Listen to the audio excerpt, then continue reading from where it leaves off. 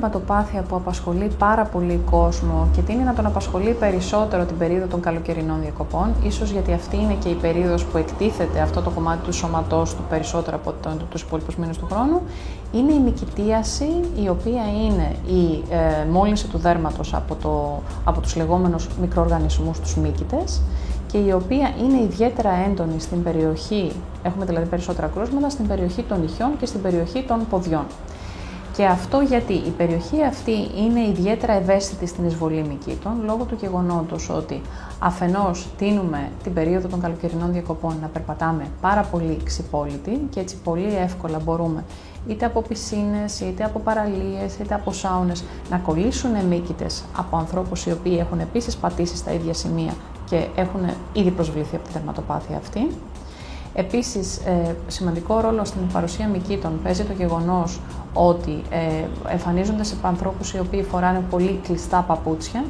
και με τα κλειστά υποδήματα, ειδικά σε περιόδους όπου υπάρχει ιδιαίτερη ζέστη και υγρασία, δημιουργείται το ιδανικό περιβάλλον έτσι ώστε να υπεραναπτυχθούν οι οργανισμοί αυτοί που λέγονται μύκητες. Πολύ σημαντικό ρόλο παίζει βέβαια για τις γυναίκες, οι οποίες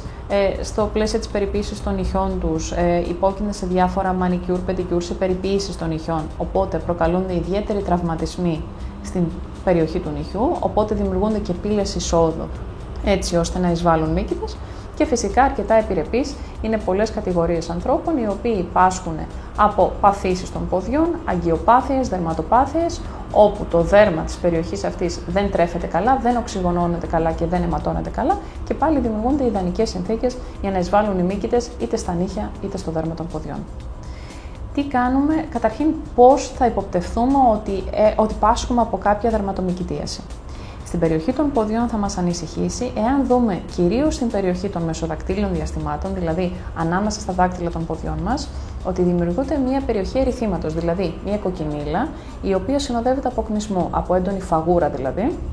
ενώ το δέρμα της περιοχής δεν είναι πια στεγανό και λίο όπως ήταν, το νιώθουμε να είναι ιδιαίτερα υγρό, μας τρώει, σε κάποια σημεία έχει δημιουργήσει ακόμα και ραγάδες, ίσως και μικρά ελκάκια. Και φυσικά αλλάζει και η οσμή της περιοχής, γίνεται πολύ πιο έντονη και ενοχλητική. Όλα αυτά θα μας ανησυχήσουν και θα μας κάνουν να υποπτευθούμε ότι ενδεχομένως υπάρχει μια δερματομυκητίαση του ποδιού, η οποία και πρέπει να αντιμετωπιστεί θεραπευτικά. Όσον αφορά δε τα νύχια, οποιαδήποτε αλλαγή στο χρώμα ή στη μορφολογία τους μπορεί να είναι ένα στοιχείο προσβολής από μύκητες. Δηλαδή, εάν δούμε ένα νύχι που ήταν στην αρχή ιδιαίτερα λίο και ομαλό,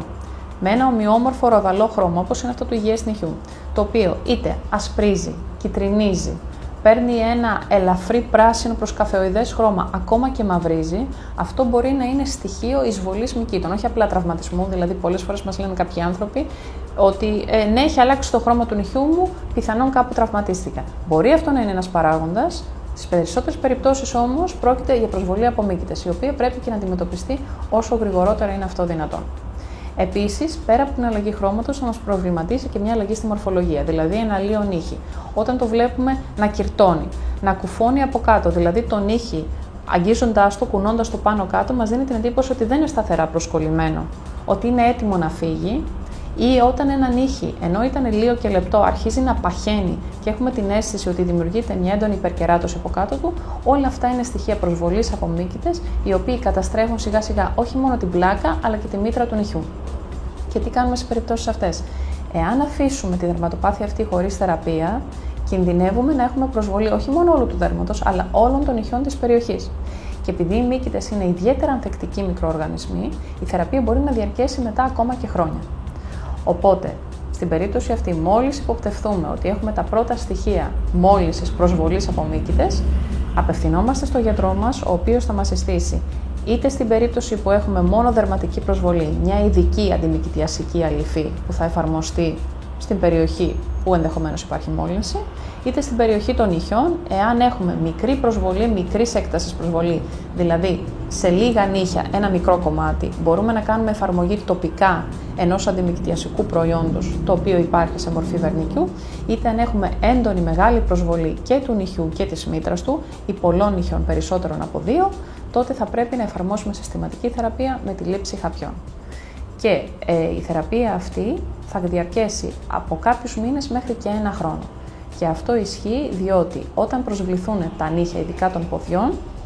η διάρκεια της θεραπείας και η διάρκεια μέχρι να προκύψει το καινούριο υγιές νύχι, μέχρι να μεγαλώσει το καινούριο υγιές νύχι και να βγει στην επιφάνεια, είναι από 9 έως 12 μήνες. Επομένως, όσο γρηγορότερα υποπτευθούμε αυτή τη μόλυνση, όσο γρηγορότερα απευθυνθούμε στο γιατρό μας